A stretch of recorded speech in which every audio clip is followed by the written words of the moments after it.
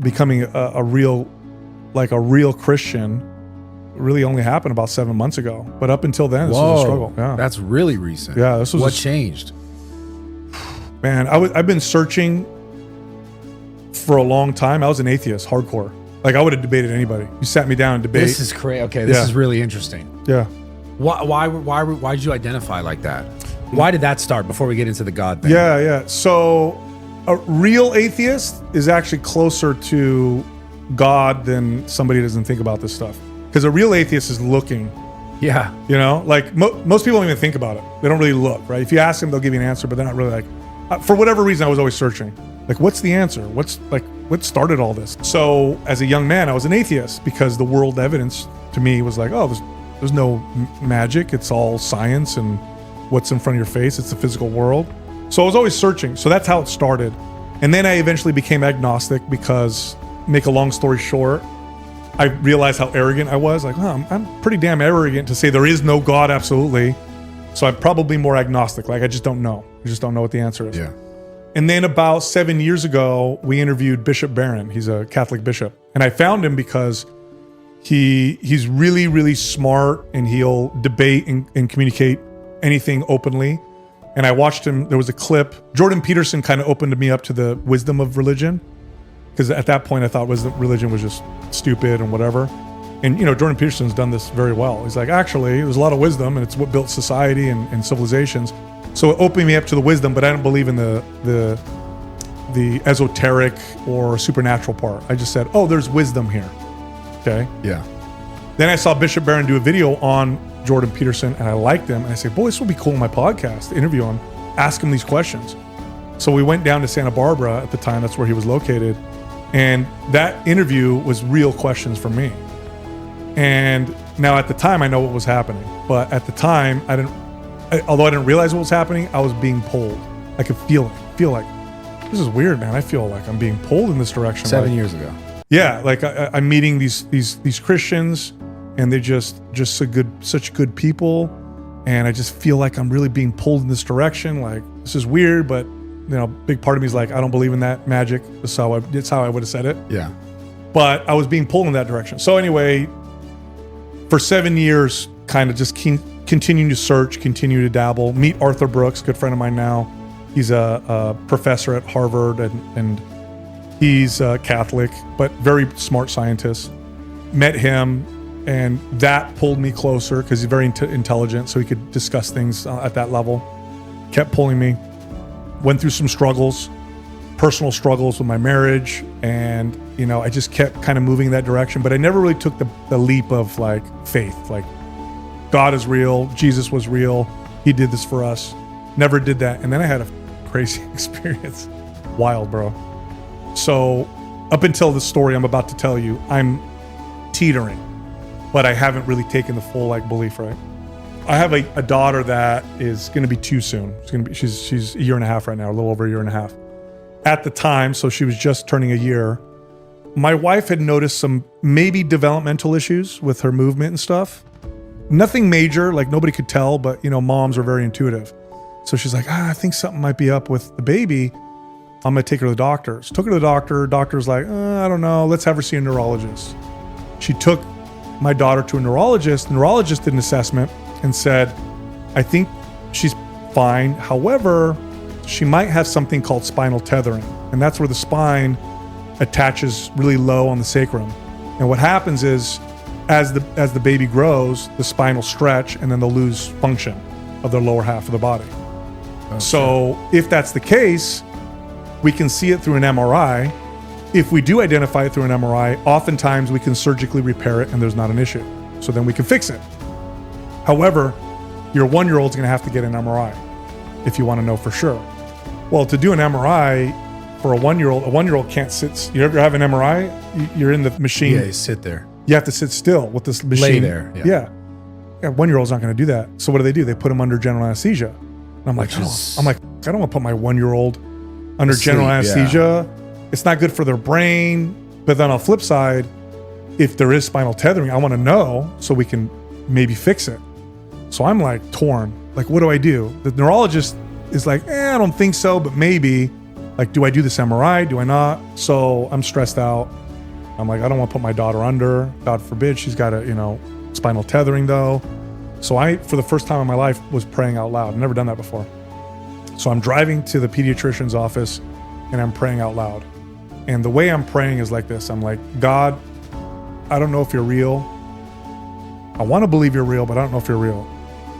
I need you to show me in obvious ways. Like, forgive me if you are real, that I'm asking you for this, but you need to show me because I just need to see something that I can't explain away. So we get to the pediatrician's office and there was a mix up on the schedule. Oh, we don't have you on the schedule. So it's like argument back and forth at the front desk. Then they're finally like, you know what? We'll get you back in 3 hours from now. We can squeeze you in. So I'm pissed off. I'm like, fine, we'll come back. So then I go to the studio because I'm like, we're supposed to record a podcast. So I'm driving to my studio, and my studio is in downtown San Jose. And there was a parking lot that was next to our studio.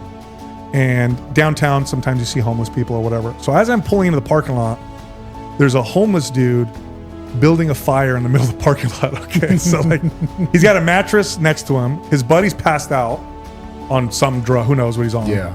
And he's literally building a fire in the middle of the parking lot. Sounds very California. Yeah. Yeah, dude. And he didn't look. This was like, think of homeless. Now think of the craziest homeless person you ever seen. That's what he looked like, right? Crazy hair, like markings and tattoos up and down his face, right? And he's like building a fire, and looks like he's like into the fire, right? So I pull in the parking lot on the far end, and I look at my rearview mirror and I see this dude building a fire. And I remembered a story from my friend Arthur Brooks, who I told you about. Yeah. Arthur Brooks, he talked about, I think it was on my podcast, if you ever want to give money to a homeless person, one of the best things you could do is ask them for something in return so that they feel like they're doing something for it. And then, of course, the question is, what the hell do you ask a homeless person for? He said, ask them to pray for you.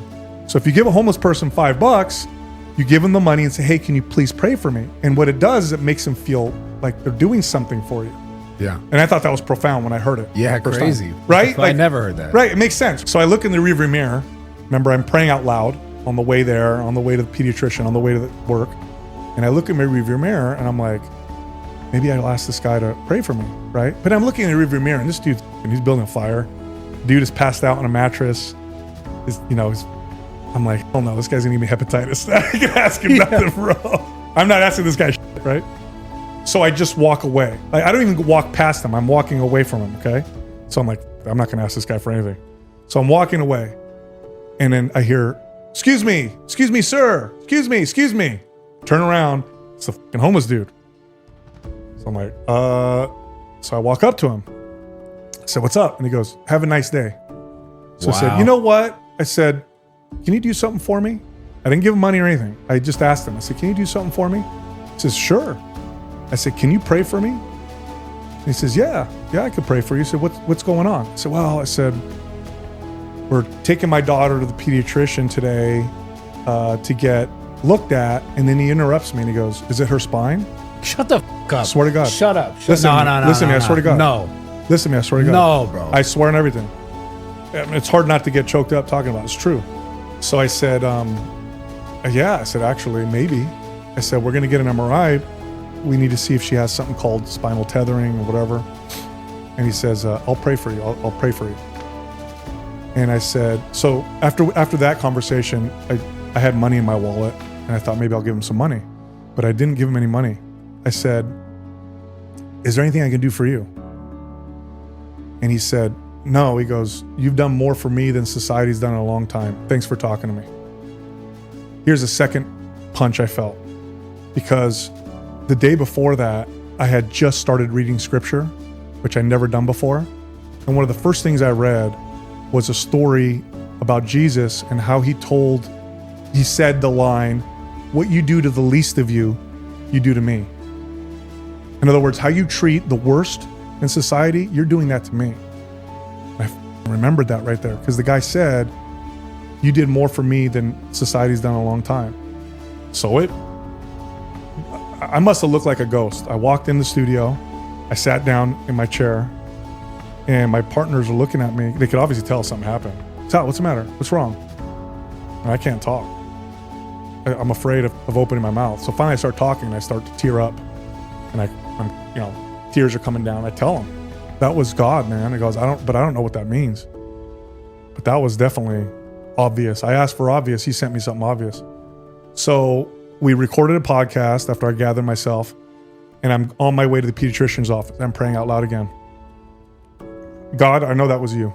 I saw that. I said, but I don't know what that means. What does that mean? Does that mean we do the MRI? Does that mean we don't? I don't know what that means. So I get to the pediatrician. Now, mind you, one of the challenges we have was that my daughter, she's 1, she's shy. When we go to the doctor, she's grabbing onto my wife and buries her head and doesn't want to come off. And if we peel her off to get weighed or checked, she cries. Yeah. So I'm already like, how is she going to do this test? My daughter's going to cry the whole time. She's not going to want to do anything. Because the test involved picking this up, climb over here, reach for this. Can you say this? Can you do that? Right? I'm like, what's going to happen? Bro, I get there. We bring my daughter in there. And all of a sudden, my daughter becomes a performer.